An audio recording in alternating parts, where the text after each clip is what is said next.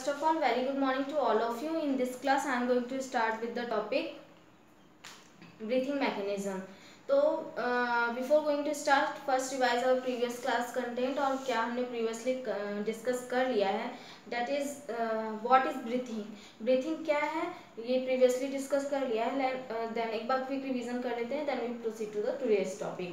तो what is breathing? Breathing is a mechanism or in which is a process in which atmospheric oxygen or there is an exchange of atmospheric oxygen with carbon dioxide which is produced by our cells during metabolic process और metabolic reaction. Metabolic reaction में जब glucose molecule का breakdown किया जाता है तो glucose के breakdown के बाद कार्बन के ऑक्साइड्स बन जाते हैं, दैट इज कार्बन डाइऑक्साइड, और वो जो सेल से फाइनली क्योंकि हार्मफुल गैस है इसे रिलीज करना होगा एटमॉस्फेयर सॉरी तो ग्लूकोज मॉलिक्यूल के ब्रेकडाउन के लिए ऑक्सीजन और कंबशन के लिए ऑक्सीजन का इन्वॉल्वमेंट होता है ड्यूरिंग एरोबिक रेस्पिरेशन, और वो ऑक्सीजन कहाँ से मिलता है हमें एटमॉस्फेयर से वो मिलता है. तो उस एटमॉस्फेरिक ऑक्सीजन को सेल तक पहुँचाना, देन सेल से कार्बन डाइऑक्साइड को वापस से एटमॉस्फेयर में रिलीज आउट करना, इसी प्रोसेस को ब्रीथिंग बोलते हैं. नाउ ब्रीथिंग के बाद जो स्टेप्स होते हैं, दैट इज कौन कौन से स्टेप इन्वॉल्व होते हैं ब्रीथिंग में. दैट इज पहला स्टेप, सबसे पहले जो एटमॉस्फेरिक ऑक्सीजन है इसे ट्रांसपोर्ट करा जाएगा और डिफ्यूज किया जाएगा, then transport and then finally diffusion कहाँ कैरिड आउट होगा. और लंग फॉर एग्जांपल पहले स्टेप में जो डिफ्यूजन प्रोसेस है वो डिफ्यूजन प्रोसेस में सबसे पहले एयर एंटर करेंगे. एयर में क्या है, oxygen molecule, alveoli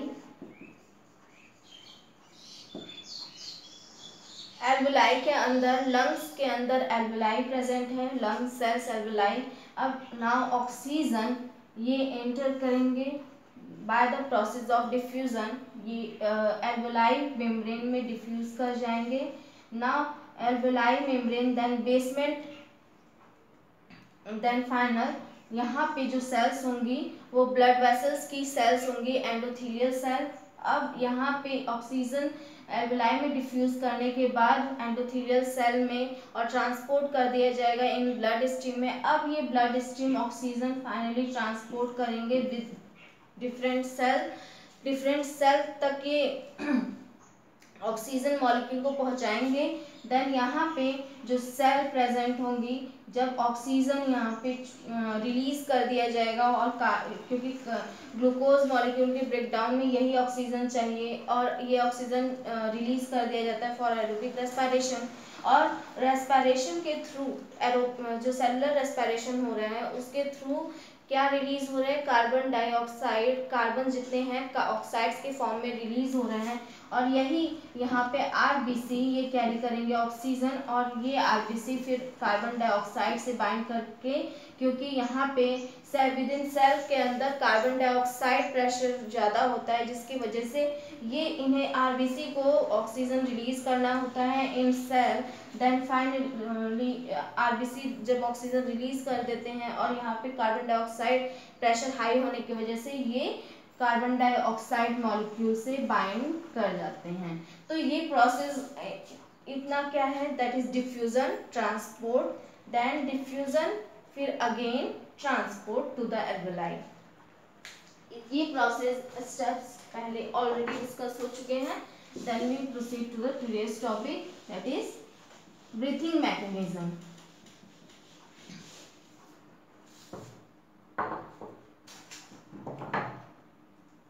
breathing mechanism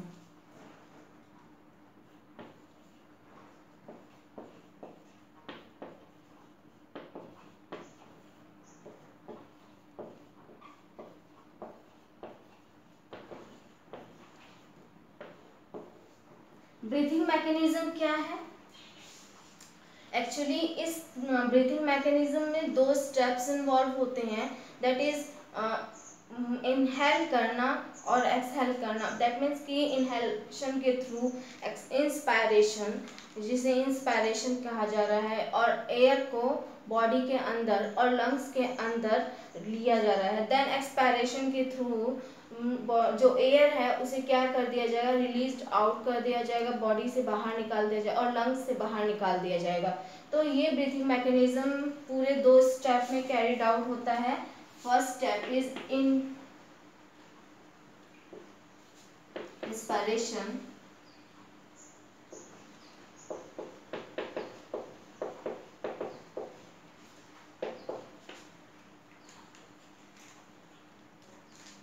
that is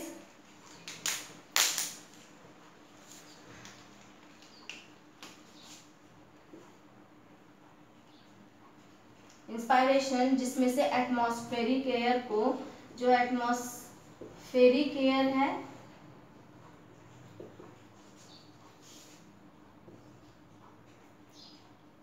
air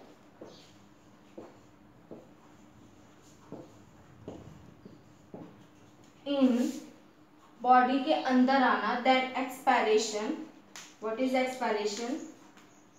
simply ये क्या है, इंस्पायरेशन के थ्रू एटमॉस्फेरिक एयर को इनहेल किया जाएगा, बॉडी के अंदर लाया जाएगा, लंग्स के अंदर लाया जाएगा। देन एक्सपायरेशन के through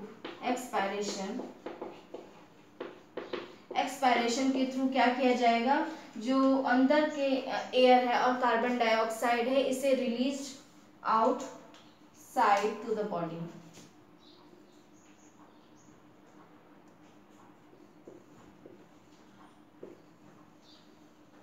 Released outside to the body.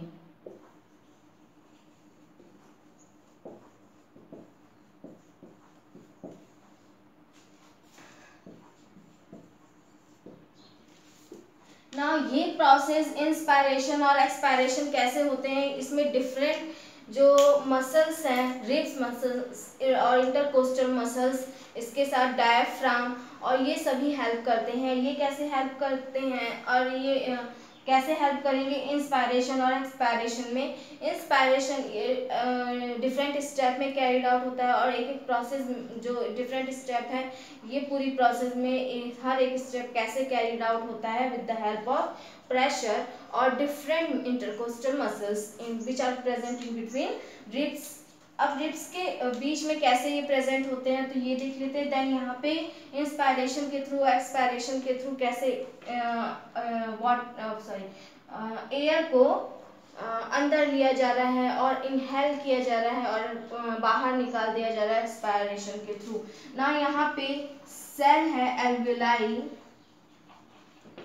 Alveoli.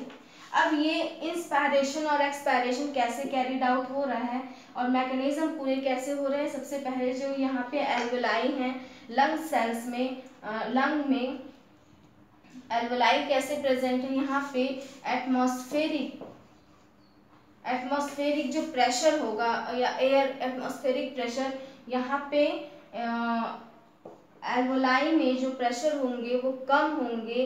तो यहाँ एटमॉस्फेरिक प्रेशर यहाँ पे ज़्यादा होने की वजह से और यहाँ एल्वेलाई में कम एटमॉस्फेरिक प्रेशर होने की वजह से और एयर प्रेशर होने की वजह से जो एटमॉस्फेयर का के एयर है फाइनली इंस्पायरेशन के थ्रू ये अंदर आ जाते हैं। कैसे? ऑक्सीजन, यहाँ पे ऑक्सीजन कैसे अंदर आएंगे, यहाँ एटमॉस्फेरिक प्रेशर क्योंकि ज़्यादा है, अगर एटमॉस्फेरिक प्रेशर ज़्यादा होगा तो यहाँ पे ज़्यादा प्रेशर से कम प्रेशर की ओर ऑक्सीजन मूव कर जाएंगे तो इंस्पायरेशन होगा। नाउ एक्सपायरेशन कैसे किसके थ्रू होगा?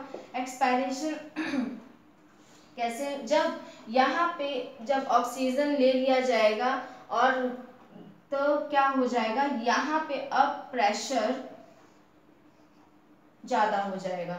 जब यहाँ पे प्रेशर ज़्यादा हो जाएगा तो और जैसे स्लाइटली अगर स्लाइटली ज़्यादा अगर मोर है pressure in comparison to atmospheric pressure के, अगर एटमॉस्फेरिक प्रेशर मतलब कि से थोड़ा भी अगर ज़्यादा होगा एल्वेलाई में तो एक्सपायरेशन कैरिड आउट हो जाएगा और इन एक्सहेल कर लिया जाएगा। मतलब कि एक्सपायरेशन के थ्रू जो कार्बन डाइऑक्साइड मॉलिक्यूल है वो बाहर रिलीज कर दिया जाएगा इस प्रोसेस के थ्रू।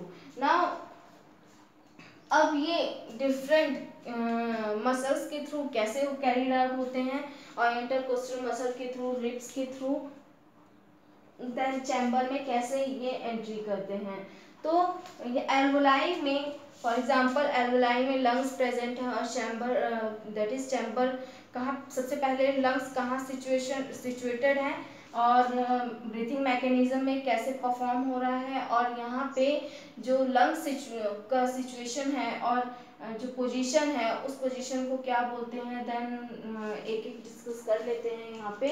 तो ब्रीथिंग मैकेनिज्म में सिंपली ये एक्सपायरेशन, इंस्पायरेशन कैसे कैरिड आउट होगा। इंस्पायरेशन दैट मीन्स कि अंदर लिया जा रहा है बाहर के एयर को, air that mean oxygen molecule को बाहर से अंदर की तरफ लिया जा रहा है, दैट इज इंस्पायरेशन। और जब रिलीज आउट कर दिया जाएगा किसी कार्बन डाइऑक्साइड को और एयर को, तो उसे एक्सपायरेशन बोलेंगे। देन ये कैसे कैरिड आउट हो रहा है बिटवीन प्रेशर। अब ये प्रेशर पे डिपेंड कैसे है, जब एटमॉस्फेरिक प्रेशर, एल्वेओलाई प्रेशर और एयर जो चैम्बर है, थोरेसिक चैम्बर जिसमें लंग सिचुएटेड है, वहाँ पे प्रेशर अगर कम हो जाएगा तो ऑटोमेटिकली जो हाई प्रेशर से लो प्रेशर की तरफ ऑक्सीजन मूव कर जाएंगे।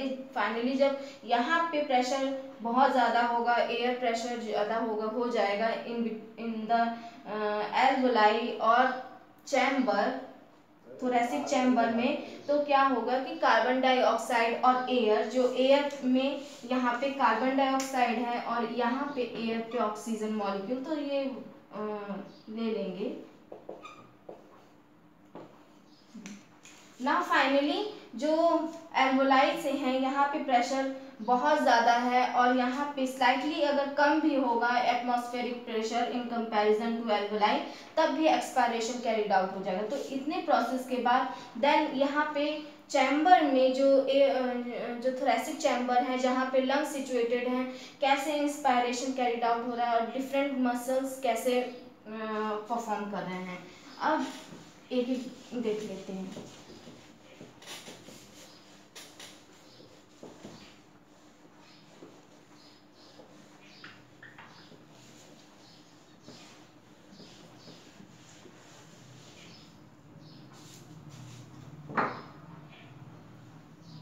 देन सबसे पहले लंग की सिचुएशन देख लेते हैं, then we proceed to the breathing mechanism में कैसे डिफरेंट जो मसल्स हैं वो कैसे हेल्प कर रहे हैं और डायफ्राम कैसे हेल्प कर रहा है और रिब्स कैसे फाइनली हेल्प कर रहे हैं। तो यहाँ पे जो चैम्बर सिचुएटेड है वो कहाँ पे कैसे बना हुआ है, विद द हेल्प ऑफ, सबसे पहले चैम्बर में कैसे डिफरेंट ये कैसे कवर है, लंग की सिचुएशन क्या है, lung is situated in the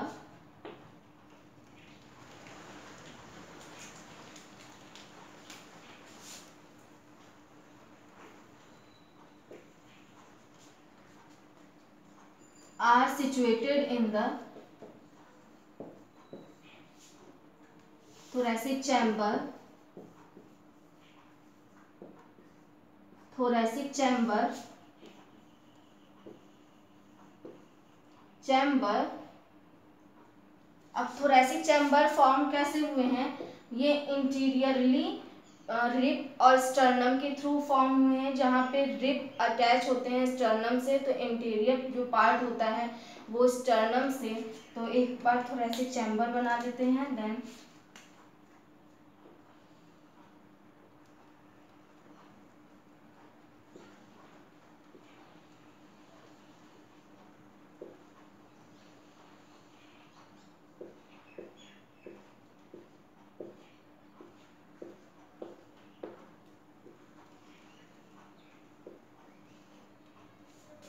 तो जो इंटीरियर पार्ट है वो कैसे हैं, रिब्स से, यहाँ पे रिब्स से जुड़े हुए हैं और पोस्टेरियरली कैसे यहाँ पे जुड़े हुए हैं, ये वर्टिब्रल कॉलम्स हैं। तो यहाँ पे वर्टिब्रल कॉलम,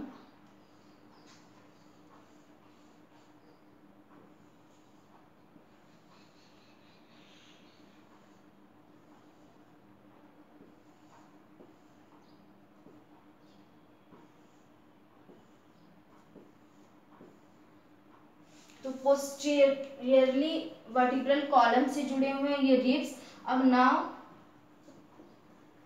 अब इसके बीच में क्या प्रेजेंट है,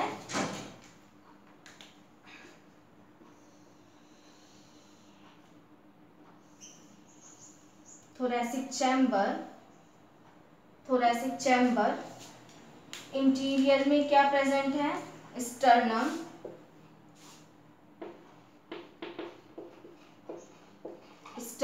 इंटीरियर साइड। तो जो थोरैसिक चैम्बर का फॉर्मेशन कैसे हुआ है, ये इंटीरियर स्टर्नम से बने हुए हैं, इंटीरियर। नाउ पोस्टीरियर किससे, वर्टिब्रल कॉलम से।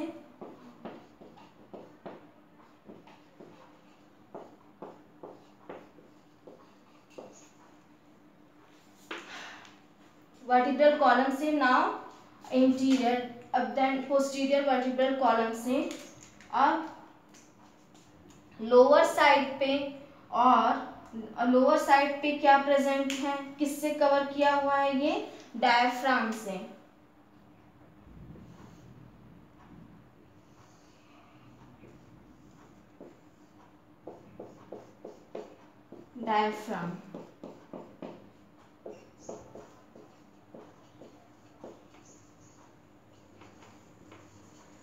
डायफ्राम से कवर किए हुए हैं। और नाउ अब यहाँ पे लैरिंक्स के ऊपर एपिग्लॉटिस।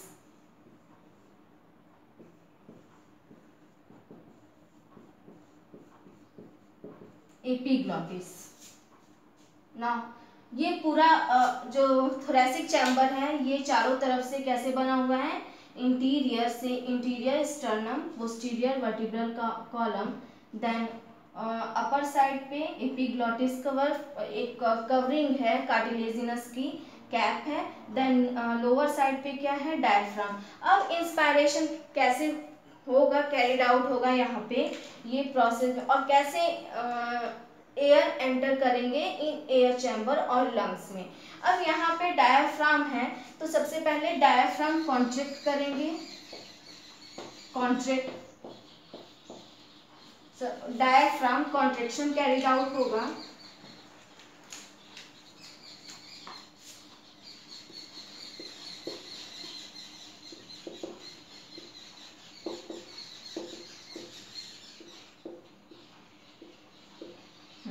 डायफ्राम जब यहाँ पे कॉन्ट्रैक्ट कर जाएंगे तब इस केस में क्या होगा, यहाँ पे एक प्रेशर इंक्रीज हो जाएगा। जो प्रेशर इंक्रीज हो रहा था वो कैसे, जो कंसंट्रेशन, और जो यहाँ पे दैट मीन्स कि ये जब नीचे की तरफ शिफ्ट कर जाएंगे, डायफ्राम जब नीचे की तरफ शिफ्ट कर जाएंगे तो यहाँ पे एरिया बढ़ जाएगा।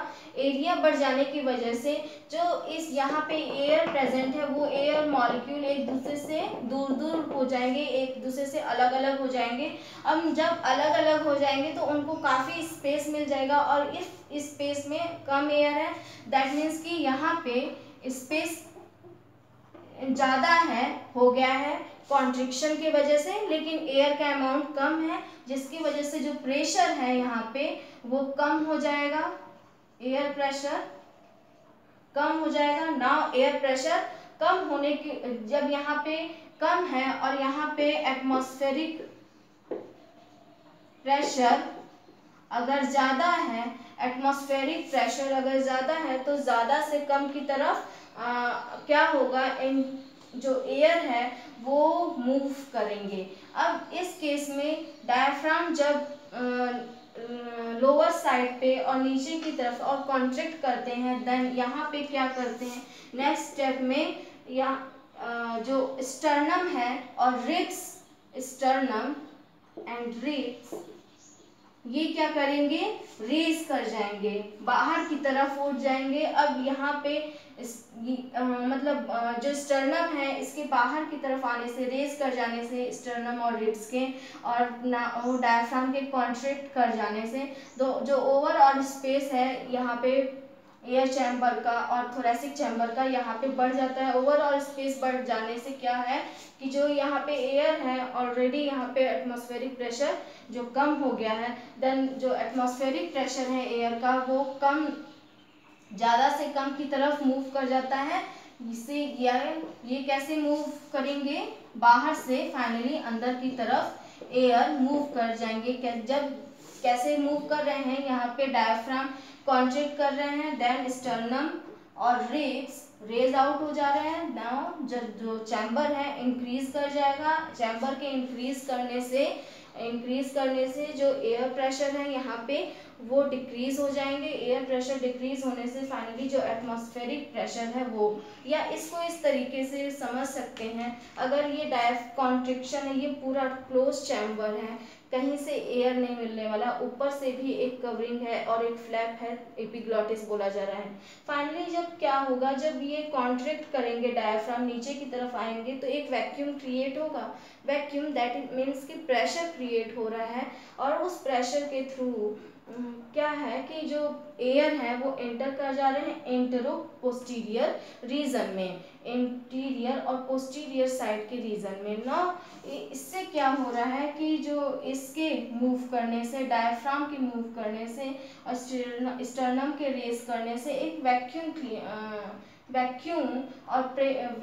बन जा रहा है यहाँ पे। और अगर एयर प्रेशर के बेस पे देखा जाए तो क्योंकि इंक्रीज कर जा रहा है और जो एरिया है यहाँ पे चैम्बर का इंक्रीज कर जा रहा है, तो जो एयर है तो एक दूसरे से बहुत दूर दूर है और प्रेशर डिक्रीज कर जा रहा है ना। जो हायर प्रेशर से लो प्रेशर की तरफ एयर मूव कर जाएंगे, तो इस तरीके से भी इसको पढ़ सकते हैं। तो फाइनली जो कॉन्ट्रैक्शन, डायफ्राम का कॉन्ट्रैक्शन है, देन स्टर्नम क्या है, रेज कर जा रहे हैं, स्टर्नम and ribs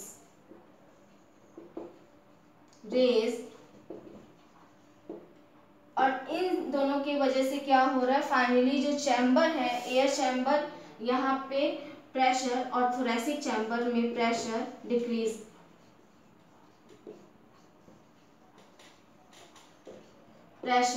डिक्रीज कर जा रहा है।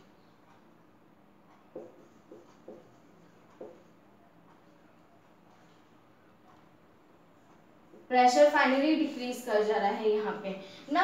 अब एक्सपायरेशन कैसे कहते हैं, ये तो इंस्पायरेशन के थ्रू हो गया, जब एयर चले आते हैं लंग्स में और थोरेसिक चैम्बर में जब एयर आ जाएगा, इंस्पायरेशन हो जाएगा, तब क्या कैरिड आउट होगा। अब इंस्पायरेशन के थ्रू क्या हुआ, जो ऑक्सीजन है वो एल्वुलाई में डिफ्यूज कर जाएंगे। अब बारी है कि कार्बन डाइऑक्साइड को भी रिलीज आउट करने के लिए, तो ये कैसे रिलीज होंगे, तो अब देख लेते हैं एक्सपायरेशन ना। इंस्पायरेशन के थ्रू ये प्रोसेस हुआ और एक्सपायरेशन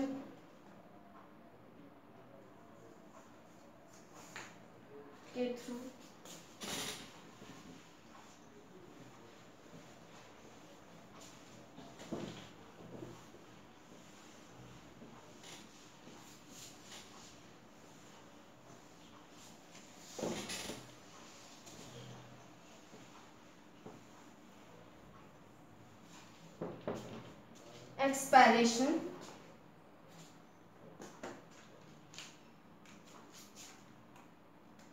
एक्सपायरेशन में यही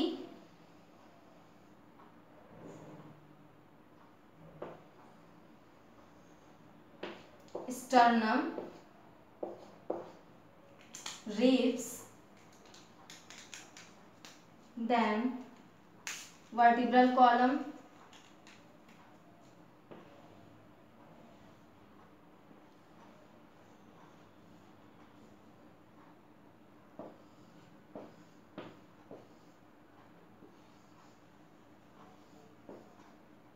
vertebral column, now vertebral column, और यहाँ पे फ्लैप प्रेजेंट होंगे, तो और जिससे एयर चैम्बर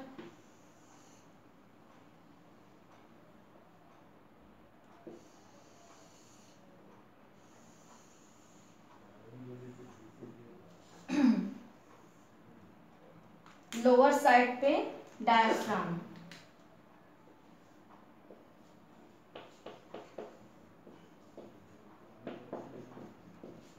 डायफ्राम।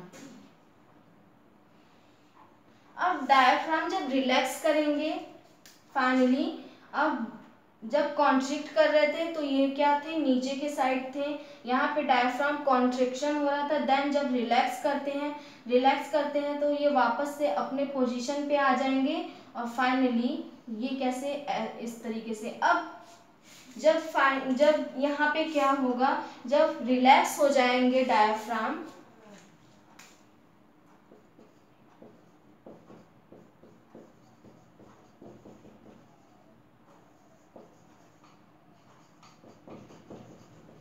डायफ्राम जब रिलैक्स हो जाएंगे तो ये वापस से अपने पोजीशन पे आ जाएंगे। अब इस केस में ऊपर की तरफ, दैट मीन्स कि ऊपर की तरफ उठ जाएंगे। इस केस में एयर चैम्बर क्या होगा कि एक एयर चैम्बर जो यहाँ इंस्पायरेशन में एयर चैम्बर इंक्रीज कर रहा था एरिया वाइज ना, अब एरिया वाइज ये डिक्रीज कर जाएगा। जब यहाँ पे एरिया वाइज डिक्रीज कर जाएंगे तो यहाँ पे इंट्रापल्मोनरी प्रेशर क्या होगा, दैट इज इंट्रापल्मोनरी प्रेशर और एयर प्रेशर इन एल्वोलाई, ये क्या हो जाएगा, इंक्रीज कर जाएगा। इंट्रा पल्मोनरी प्रेशर ये इंक्रीज कर जाएंगे, क्योंकि क्या हो रहा है, डायफ्राम रिलैक्स हो जा रहे हैं। रिलैक्स होंगे तो ये अपने पोजीशन पे आ रहे थे, कॉन्ट्रैक्ट कर रहे थे, तो ये कॉन्ट्रैक्ट हो रहा था तो ये इस तरीके से नीचे आ जा रहे थे।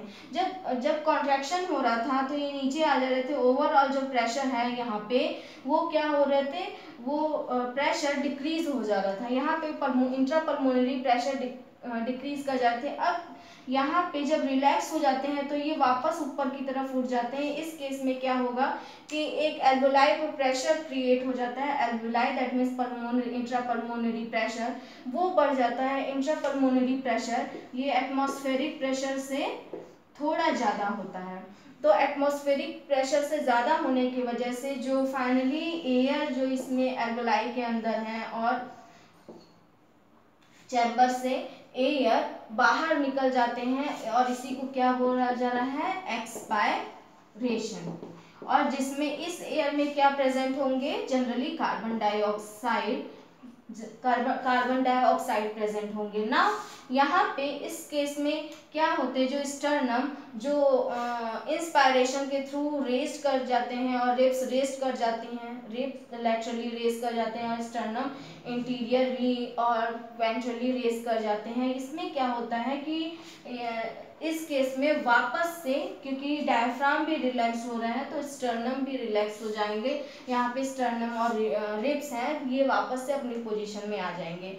तो जो स्टर्नम है, रिब्स है, फाइनली अपनी पोजीशन में आ जाएंगे। तो ओवरऑल जो एयर चैम्बर है और इंट्रापल्मोनरी प्रेशर है ये डिक्रीज कर जाएगा, क्योंकि एक प्रेशर क्रिएट हो जाएगा। फॉर एग्जांपल यहाँ से भी ये इधर शिफ्ट हो जा रहे हैं, इधर से भी यहाँ पे शिफ्ट हो जा रहे हैं, तो क्या होगा, दोनों तरफ से एक प्रेशर ग्रेडियंट यहाँ पे वर्क करेगा। इंट्रापल्मोनरी प्रेशर फिर फाइनली इंक्रीज कर जाता है और वो क्या है, एटमॉस्फेरिक प्रेशर से थोड़ा ज़्यादा है, जिसकी वजह से जो एयर है वो फाइनली बाहर की तरफ निकल जाते हैं। और इस एयर में कार्बन डाइऑक्साइड होंगे ना।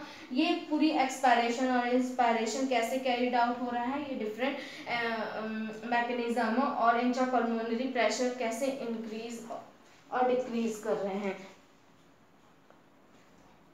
ना। इसके साथ जो वॉल्यूम है इस थोरेसिक रीजन का या कैविटी का और चैम्बर का, थोरेसिक चैम्बर का, यहाँ पे वॉल्यूम डिक्रीज कर जाता है। तो ओवरऑल जब ये भी शिफ्ट कर जा रहे हैं, ये भी शिफ्ट कर जा रहे हैं, तो वॉल्यूम डिक्रीज हो गया, दैट मीन्स कि प्रेशर इंक्रीज कर गया। और यहीं पे जो ये तो एक्सपायरेशन और इंस्पायरेशन में क्या हो रहा था,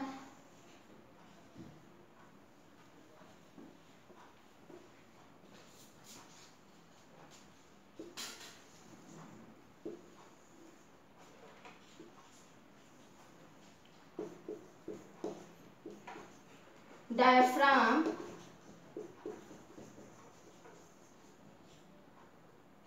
यहाँ पे डायफ्राम कॉन्ट्रैक्शन करने से, अगर इसको इस तरीके से भी देख सकते हैं, inspiration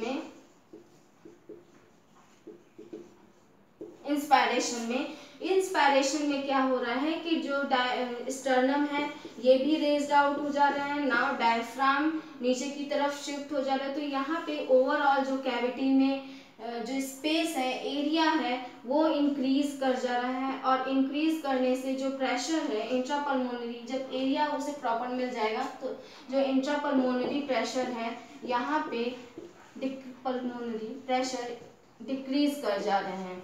now intrapulmonary pressure decrease कर जा रहा है और यहाँ पे एटमॉस्फेरिक प्रेशर बहुत ज़्यादा है, और बहुत ज़्यादा होने की वजह से फाइनली इंटीरियर और इंटेरोपोस्टीरियर रीजन में और प्रेशर ग्रेडियंट क्रिएट होता है, और फाइनली जो एयर है वो एंटर कर जाएंगे इन एल्वोलाई और थोरेसिक चैम्बर में। और ये इतनी प्रोसेस ये क्या है, इंस्पायरेशन और एक्सपायरेशन में देन क्या होता है कि डायफ्राम वापस से रिलैक्स हो जाएंगे, स्टर्नम ऑल्सो रिलैक्स हो जाएंगे। तो यहाँ पे ये अपने पोजीशन में, जो स्टर्नम है ये अपने पोजीशन में आ जाते हैं, यहाँ पे फाइनली अपने पोजीशन में आ जाएंगे। तो क्या होगा कि ये फिर यहाँ पे जो चैम्बर में जो स्पेस इस रीजन में मिल रहा था इंस्पायरेशन के थ्रू, अब वो स्पेस नहीं मिलता है, तो यहाँ पे जो प्रेशर डिक्रीज कर रहा था अब वो प्रेशर क्या है यहाँ पे इंक्रीज कर जाता है, और प्रेशर इंक्रीज करेगा तो जनरली क्या होगा, high pressure to low pressure में जाएंगे, या प्रेशर क्या है यहाँ पे इंक्रीज कर रहा है तो क्या होगा कि अपने आप ही एक्सपायरेशन के थ्रू जो एयर है वो बाहर निकल जाएंगे, यहाँ पे एयर जो है बाहर निकल जाएंगे। नाउ अब ब्रीथिंग प्रोसेस कितने टाइम होता है, ये एक्चुअली में 1 मिनट में 12 to 16 टाइम एक नॉर्मल पर्सन ब्रीथ कर सकता है, और एक्स ब्रीथिंग मैकेनिज्म कितने बार अब कैरिड आउट होता है, दैट इज 12 to 16 टाइम। अब ब्रीथिंग मैकेनिज्म में इंस्पायरेशन स्टेप और एक्सपायरेशन स्टेप में जो क्या हो रहा है कि ऑक्सीजन, यहाँ पे ऑक्सीजन मेन जो एम है वो ऑक्सीजन पहुंचाना है एल्वोलाई तक, और यहाँ पे कार्बन डाइऑक्साइड रिलीज करना है। कार्बन डाइऑक्साइड का एल्वोलाई के अंदर कैसे डिफ्यूजन होता है और कैसे इन ह्यूमन रेस्पिरेटरी सिस्टम में डिस्कस हो जाएगा, ह्यूमन रेस्पिरेटरी सिस्टम, देन ये diffusion of gases in next class.